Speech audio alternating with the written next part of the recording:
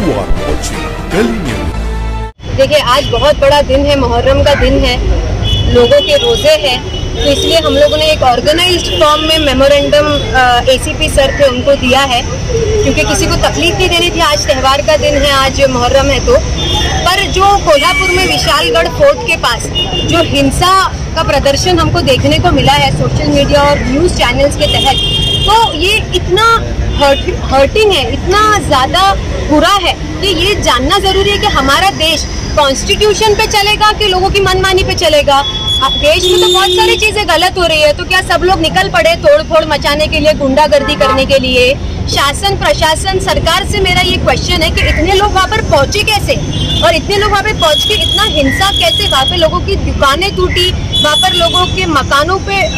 कार्रवाई की गई, मस्जिदों पे चढ़ के तोड़ा गया। तो आप ये जानना है कि उन पे पहले तो एक्ट कौन से लगाए हैं आपने, क्योंकि ऐसे तो कोई भी सरकार को सवाल करता है तो उन पे टेररिस्ट एक्ट लग जाते हैं, उनको टेररिस्ट घोषित कर दिया जाता है, और जो स्टेट की पीस को और जो स्टेट की जो एकता है उसको खराब करने की कोशिश कर रहे हैं। आप उन पे मकोका लगाएंगे ना, क्योंकि जो सरकार है उनका ये स्टेटमेंट है कि अगर वहाँ पे कोई इलीगल एनक्रोचमेंट है तो हम उस पर कार्रवाई करेंगे। अफकोर्स आपको करनी पड़ेगी, क्योंकि केस तो ऑलरेडी हाई कोर्ट में चल रहा है ना। जब हाई कोर्ट में विशालगढ़ के वहाँ का जो इलीगल एनक्रोचमेंट है उसका केस जब ऑलरेडी हाई कोर्ट में चल रहा है, और जो विशालगढ़ फोर्ट है ना वो आर्कियोलॉजिकल डिपार्टमेंट में ऑलरेडी है, तो ये सारी चीजें जब ऑलरेडी उस पे है तो डिपार्टमेंट का सारा रोल होता है वहाँ पे। लोगों को इतनी राइट कैसे मिल गई कि वो जाके सही और गलत का फैसला करे, लॉ अपने हाथ में ले? ये तो उनको कैसे, किसने राइट दे दिया ये उनको महाराष्ट्र में कि वो ये दंगे मचा सके? किसी के भी धार्मिक दल को, चाहे वो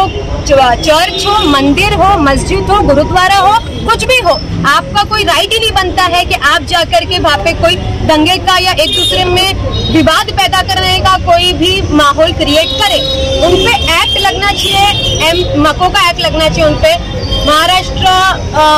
महाराष्ट्र का जो ऑर्गेनाइज्ड कंट्रोल एक्ट है वो लगना चाहिए उनके ऊपर, और दूसरा उनके ऊपर आईपीसी का 153A जो एक्ट है, जो भी रिलीजन में बीच में तोड़ करने के लिए, दो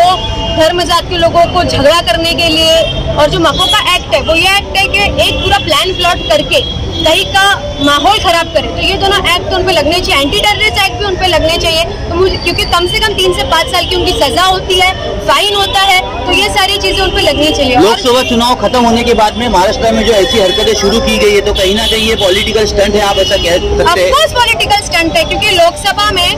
लोकसभा में उनको महाराष्ट्र से अच्छा रिजल्ट नहीं मिला, तो आप महाराष्ट्र की जनता को पनिश करने की कोशिश कर रहे हैं इस तरीके से, दंगा कराने से, क्योंकि विधानसभा आपके सर पे है, तो आप वोट पोलराइजेशन कराने की फिराक में हैं। पर हमारा देश इस बुक से चलेगा जो डॉक्टर बाबा साहेब अम्बेडकर की मेहनत से लिखी गई है, जो हमारा संविधान है, कॉन्स्टिट्यूशन ऑफ इंडिया, इससे हमारा देश चलेगा। और जो इस बुक को मानते हैं, जो इस बुक पे चलते हैं, वो हमारे देश में, हमारे राष्ट्र महाराष्ट्र में ऐसे दंगे फसाद और ऐसे माहौल को बिल्कुल एनकरेज नहीं करते हैं, और उसके खिलाफ ही है। कोई भी धार्मिक दल पे झगड़े करने का,